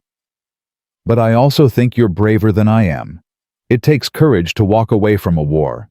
More courage than it takes to keep fighting. Will you tell Kaya that? I'll tell him what I saw. A warrior who survived when she shouldn't have and found something worth living for. What he does with that is up to him. Thank you. Neil mounted his horse and looked down at her. If you ever change your mind, if you ever want to find us, I won't. But I appreciate the offer. He rode away. Wade came to stand beside Saka as they watched him disappear over the ridge. You think he'll cause trouble? Wade asked. I think he'll tell my brother where I am. After that, I don't know. Should we be worried? Always. But worrying doesn't change anything. We just keep living and deal with whatever comes. Wade put his arm around her shoulders. When did you get so wise? When I stopped trying to control things I can't control. She leaned into him. Besides, I learned it from you. I'm not wise. I'm just tired of being afraid. Same thing, really. They went inside. Saka rolled to the stove and started making dinner while Wade cleaned his rifle. Normal evening activities. Domestic peace. The kind of life warriors didn't get to have. But that night, lying in Wade's arms, Saka couldn't shake the feeling that their peace was temporary. Neil would tell Kaya. Kaya would have to decide let his sister go or come after her. And if he came after her, Wade would fight. Men would die. Everything they'd built would burn. What are you thinking? Wade murmured against her hair. That I might have made things worse by saving Niall. You did the right thing. The right thing might get us killed. Then we die doing something good instead of living as cowards. I'll take that trade. Saka turned in his arms so she could see his face. You really mean that? I really do. Whatever happens, we face it together. That's all that matters. She kissed him soft and slow, trying to memorize the taste of him, the feel of him, in case this was one of their last peaceful nights. When they broke apart, Wade traced the ring on her finger. I want to marry you, he said quietly. Saka's heart stopped. What? I want to marry you, proper. Not just living together, but actually married. I know it's complicated and probably illegal in half the territories, but I don't care. I want everyone to know you're mine, and I'm yours. Wade, you don't have to answer now. Just think about it. He kissed her forehead. I spent 3 years wishing I was dead. Then you showed up and gave me a reason to live. That's worth making permanent. Saka felt tears burn behind her eyes. Yes. Yes, you'll think about it, or yes, you'll marry me. Yes, I'll marry you, you idiot. Wade laughed a real laugh, bright and surprised. He pulled her close and held her like she might disappear. When? I don't know. Soon. Before the world decides to take this away from us. Tomorrow then. Tomorrow? Why wait? We don't need a church or a preacher or anyone's permission. We just need each other and a promise. Saka pulled back to look at him. You're serious. Completely serious. How do we do it? However we want. Make our own ceremony. Say our own vows. Declare ourselves married and live like we mean it. That simple? That simple. The next morning, they woke before dawn. Wade helped Saka outside, and they watched the sun rise together. When the sky turned from black to gray to gold, Wade took both her hands. I don't have fancy words, he said. I'm not good at this kind of thing. But I promise to stand by you for as long as I'm breathing. I promise to fight for you, protect you, and love you even when it's hard. I promise you'll never wake up alone, or afraid, or wondering if I'm going to leave. I'm here, for good. That's my vow. Saka's voice shook when she spoke. I promise to choose you every day. To trust you even when my instincts tell me not to trust anyone. To build a life with you that honors both our pasts without being trapped by them. I promise to be your partner, your equal, your home. And I promise I'll never stop fighting to keep what we have. Wade slipped Emma's ring off her finger, then put it back on. With this ring, I marry you. Saka did the same. With this ring, I marry you. They kissed as the sun broke over the horizon, washing everything in gold light. It wasn't legal. It wasn't recognized by any law or church. But it was real, and it was theirs. Mrs. Holt, Wade said against her lips. That sounds strange. Get used to it. They spent the day celebrating in their own way. Wade cooked a decent meal for once. Saka made bread that didn't burn. They sat on the porch and talked about the future like they had one.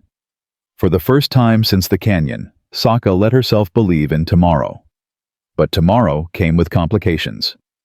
2 weeks after their private ceremony, Saka was outside tending the small garden she'd started when she saw riders. 3 of them, moving fast. Her heart jumped into her throat. Apache. She recognized Kaya immediately, her brother riding in front, his face set and angry. Behind him, 2 other warriors she remembered from before the canyon. They stopped in front of the cabin, and Kaya dismounted. Saka, he said. Kaya. Wade came out of the barn rifle in hand. He saw the riders and walked to stand beside Saka, not aiming the gun, but making it clear he had it. You must be the brother, Wade said. And you must be the white man who stole my sister. He didn't steal me, Saka said firmly. He saved me. There's a difference.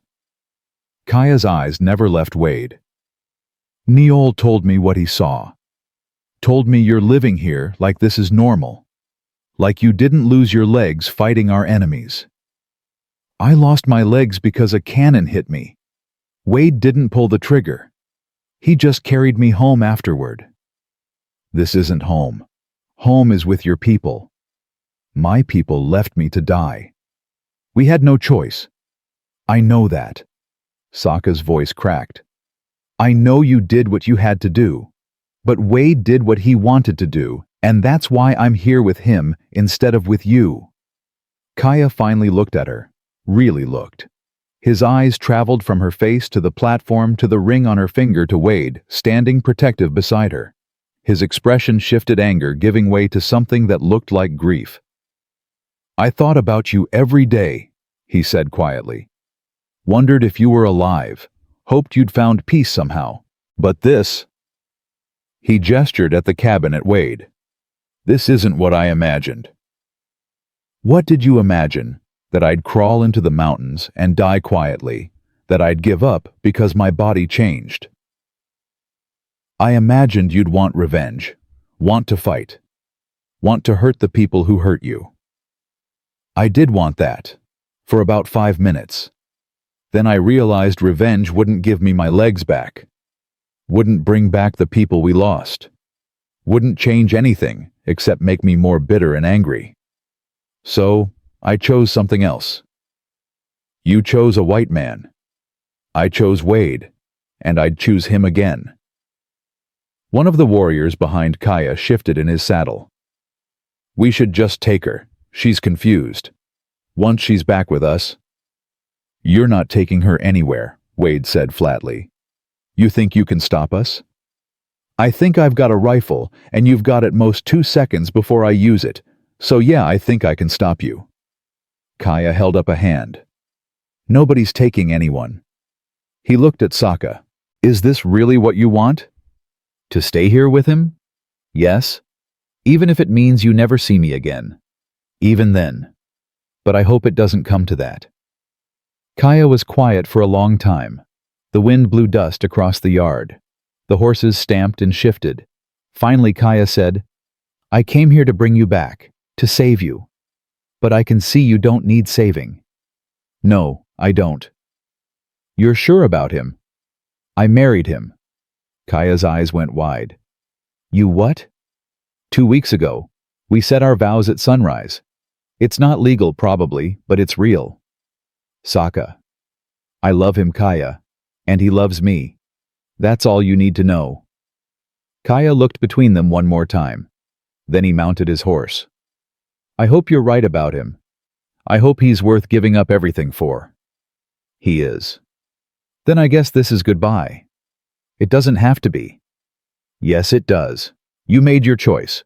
Now I have to live with mine. He gathered the reins.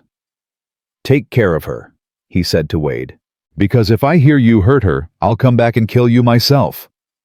Understood. Kaya rode away. His warriors followed. Saka watched them disappear and felt something inside her chest finally let go, the last thread connecting her to who she used to be severed clean. Wade put his hand on her shoulder. You all right? I will be. That was your brother. Your family. You're my family now. He pulled her close. She buried her face against his chest and let herself cry not from sadness, but from the strange relief of finally truly choosing her own path.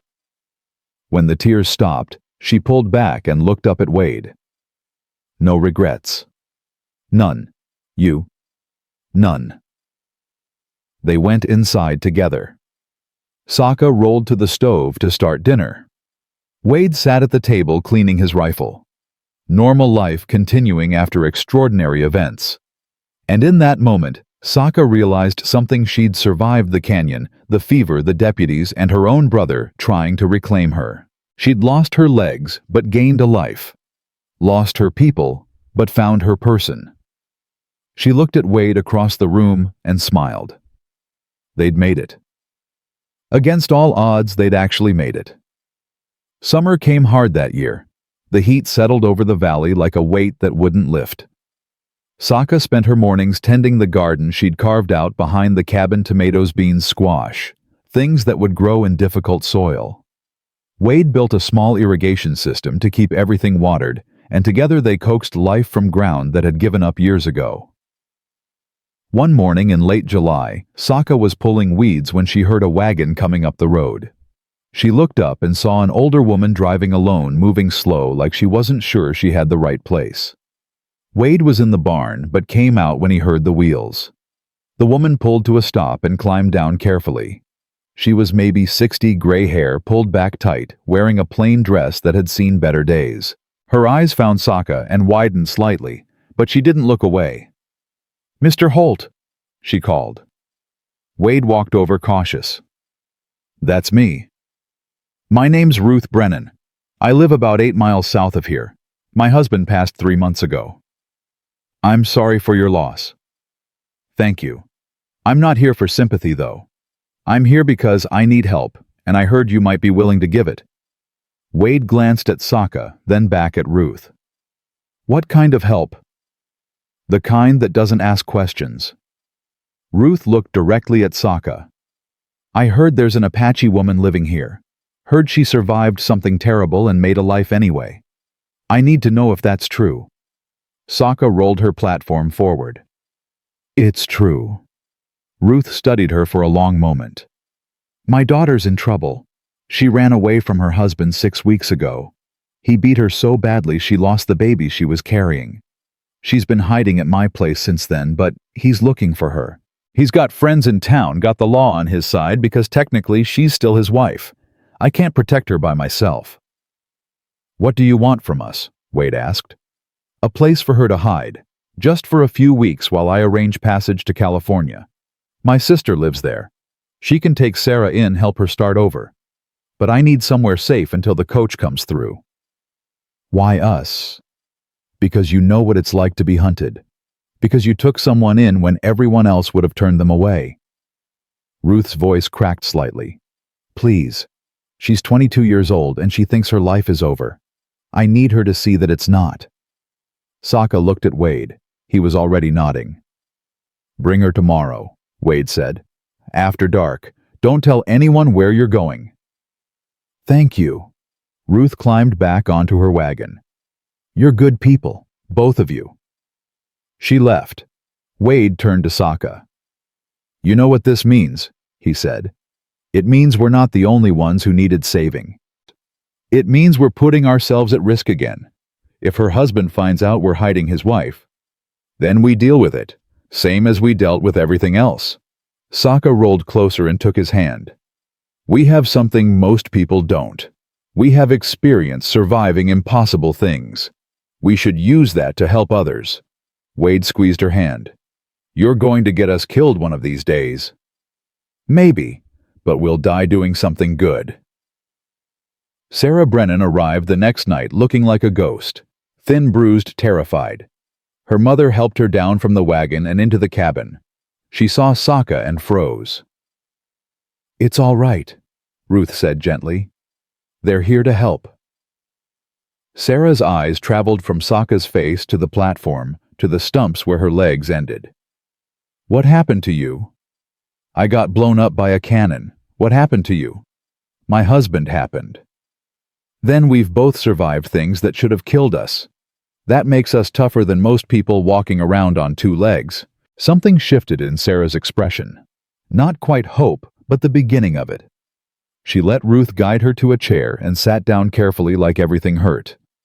Wade put a plate of food in front of her. "You need to eat."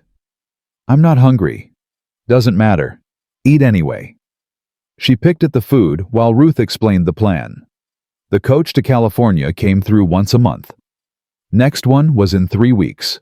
Until then, Sarah would stay here out of sight, safe. "What if he finds me?" Sarah whispered.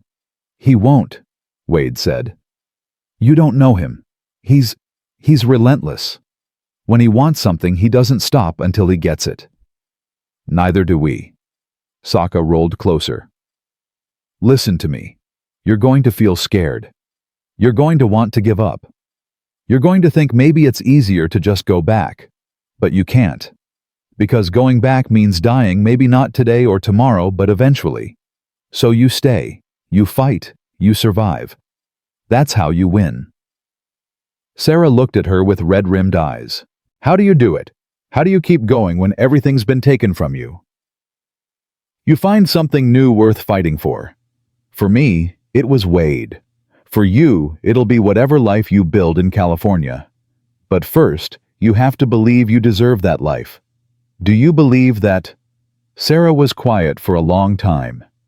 Then, barely audible, "I'm trying to." "That's enough. Trying is enough." Ruth left an hour later. Sarah stayed. Wade gave her the bed, and he and Saka made a pallet on the floor.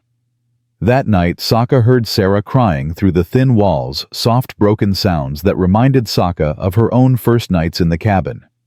She rolled herself to Sarah's door and knocked softly. "Can I come in?" "I guess." Saka pushed the door open. Sarah was curled on her side, face buried in the pillow. Saka rolled to the bedside. "The first night Wade brought me here, I wanted to die," Saka said quietly. I lay in that bed and thought about all the ways I could end it. Thought it would be easier than learning to live without legs. But Wade stayed with me, didn't let me give up even when I wanted to. So I'm going to do the same for you. I'm going to stay until you believe you're worth saving. I don't know if I'll ever believe that. You will. Not today. Maybe not for months. But eventually, you'll wake up and realize you made it. You survived. And that's when everything changes. Sarah rolled over to look at her. Does it ever stop hurting? The physical pain or the other kind? Both. The physical pain gets better. The other kind just gets quieter. You learn to live with it. But it never completely goes away. You just get stronger than it. I don't feel strong. You left.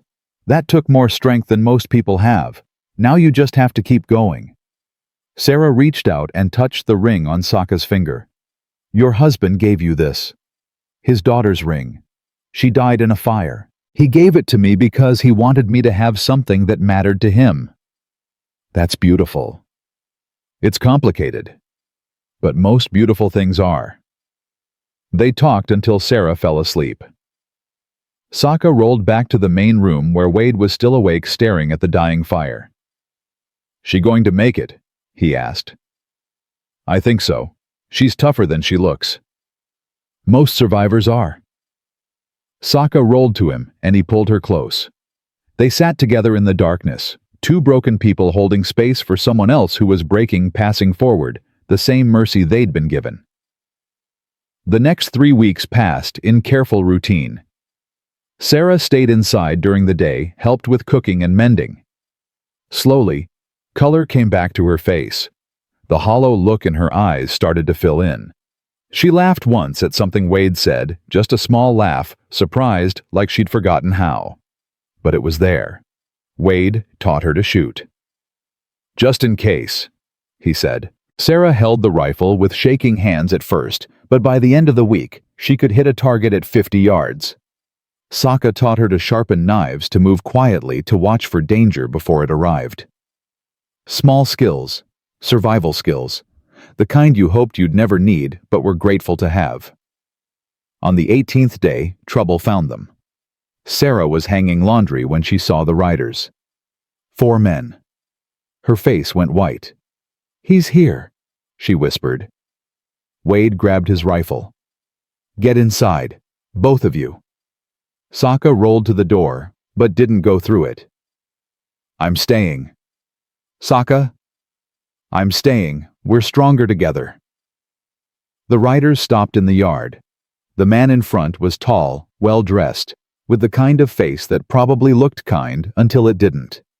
His eyes found Sarah on the porch, and something dark flickered across his expression. Sarah, he called. Time to come home.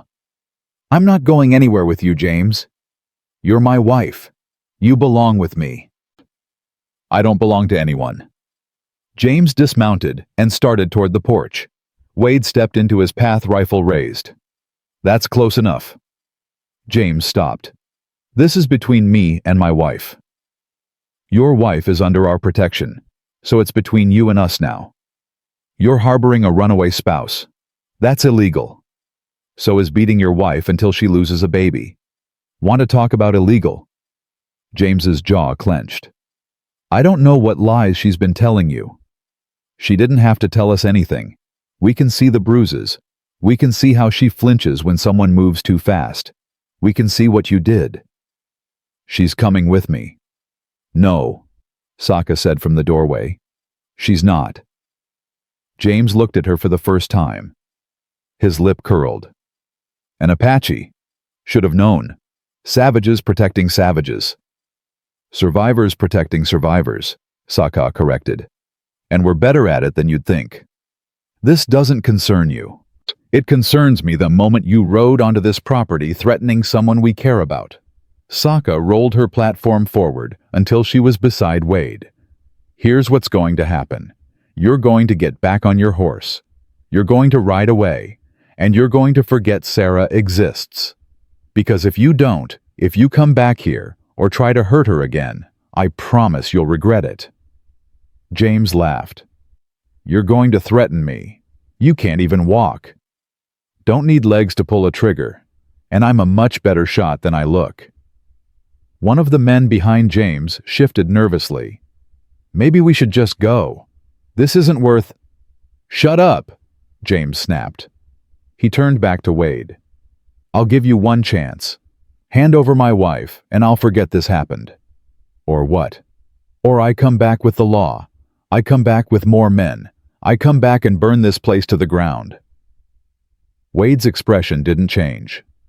You're welcome to try, but you should know something first. My wife survived a cannon blast, 3 days dying in the desert infection that should have killed her twice, and soldiers hunting her for months. You think she's scared of you? You think I'm scared of you? We've faced worse than you, and we're still here. So take your threats and ride away before someone gets hurt. James stared at them. The wind kicked up dust around the horses. Nobody moved. Finally, James spat in the dirt. This isn't over. Yeah, it is, Saka said. You just don't know it yet. James and his men rode away. Sarah collapsed against the porch railing, shaking. Saka rolled to her. You're safe. For now. But he'll come back. He always comes back. Then we'll deal with him when he does. Wade lowered his rifle. The coach comes through in 5 days. Until then, we stay alert. We take shifts watching the road. We don't let our guard down. That night they took turns keeping watch. Wade took first shift. Saka took second. Around 3 in the morning, Sarah came out and sat beside her on the porch. You didn't have to do this, Sarah said quietly. You didn't have to put yourselves at risk for me. Yes, we did. Why? Because someone did it for me once. And the only way to honor that is to pass it forward. Sarah was quiet for a moment. I used to think my life was over, that I'd made my choice when I married James and now I had to live with it forever. But watching you two, seeing how you built something new after losing everything, it made me realize I could do the same. I could start over. I could choose differently. That's all any of us can do. Make different choices and hope they lead somewhere better. Do they lead somewhere better? Saka looked at the ring on her finger, thought about Wade sleeping inside, thought about the impossible journey from the canyon to here. Sometimes. If you fight hard enough. The coach came on schedule 5 days later. Ruth arrived at dawn to collect Sarah. The girl looked different, still scared, still scarred, but standing straighter, fighting back tears, but not collapsing under them. Thank you, Sarah said to both of them, for everything. Stay alive, Saka said. That's all the thanks we need. I will, I promise. Ruth and Sarah left. Wade and Saka stood in the yard watching the wagon disappear. When it was gone, Wade put his arm around Saka's shoulders. That's the third person we've helped in 6 months. You counting? Just noticing a pattern. Words getting around. People who need help know to come here. Is that a problem? No, but it means we're not going to have much peace. Peace is overrated anyway. Wade laughed. You say that now. Over the next year, more people came. A former slave running from bounty hunters. A widow whose grown sons wanted to take her land. A young man fleeing conscription he didn't believe in. Each one stayed a few days, a few weeks, long enough to heal or hide or plan their next move. Saka and Wade helped them all. The cabin became known not officially, not openly, but in the quiet way desperate people learn about safe places. They called it different things. The Haven. The last stop. The place where broken people went to remember they were still human. Saka thrived in it. Helping others helped her. Every person who left stronger than they arrived proved that survival wasn't just about staying alive, it was about building something meaningful from the wreckage. Wade worried more, worried about attention, worried about drawing the wrong kind of notice. But he never turned anyone away. Because Saka was right, they had experience surviving impossible things, and that made them valuable in ways most people couldn't understand. 2 years after Saka arrived, Deputy Carson stopped by. He was alone, came in the middle of the day when there was no one else around. Wade met him in the yard, rifle nearby, but not in hand. "Carson, didn't expect to see you." "I'm not here officially." Carson dismounted and took off his hat. "Just wanted to check in. Make sure you two are doing all right." "We're fine. I've been hearing stories about people disappearing near your property, about folks in trouble who suddenly vanish and turn up somewhere else safe." Wade's expression didn't change. "I don't know what you're talking about." "I'm sure you don't." Carson smiled slightly. "Just wanted you to know I'm not investigating, not looking, not asking questions. Whatever you two are doing here, it's good work, needed work. So I'm telling you to keep doing it, and I'll keep looking the other way." "Why?" "Because I'm tired of seeing good people get crushed by bad circumstances. You and your wife, you're proof that people can survive, that they can change, that giving someone a chance can make a difference." He put his hat back on. "Just be careful. Not everyone in law enforcement thinks like I do." "Noted." Carson rode away. Saka rolled out onto the porch. "He knows," she said. "He knows, and he doesn't care. That's something. It's everything." That night, lying in bed, Wade traced the scar on Saka's side, where the infection had nearly killed her. "Do you ever regret it?" he asked. "Staying here building this life, every day." He pulled back to look at her. "Really?" "No, I'm lying. I regret nothing." She touched his face. "I lost everything in that canyon, but I gained everything here. That's not a trade I'd undo. Even on hard days. Especially on hard days, because hard days remind me I'm alive. And being alive with you is better than any alternative." Wade kissed her forehead. "I love you." "I know. You tell me every morning." "I'll keep telling you every morning until I can't anymore." "Good. Don't stop." They fell asleep tangled together, two survivors who'd found each other in the worst possible moment and built the best possible life from it. 5 years after the canyon, Saka sat on the porch at sunrise. Wade was beside her, coffee in hand, watching the sky turn from black to gold. The valley spread out before them, dry and harsh and beautiful in its own way. "You thinking about your brother?" Wade asked. "How'd you know? You always get quiet like this when you're thinking about him." "I wonder if he made it to Mexico, if he's still alive, if he ever thinks about me." "I'm sure he does." "We'll never know, though. That door's closed." Wade took her hand. "Some doors need to close so others can open." "That's very wise. I have my moments." A rider appeared on the horizon, young woman moving fast, looking over her shoulder. Saka and Wade exchanged glances. "Here we go again," Wade said. "Here we go again." The woman pulled up in the yard, breathing hard. Are you the people who help?" "Depends on who's asking," Wade said. "My name's Clara. I'm running from my father. He sold me to pay his debts. The man who bought me—" Her voice cracked. "Please, I heard you take people in. I don't have anywhere else to go." Saka rolled forward. "Get down. Come inside. You're safe now." Clara nearly collapsed with relief.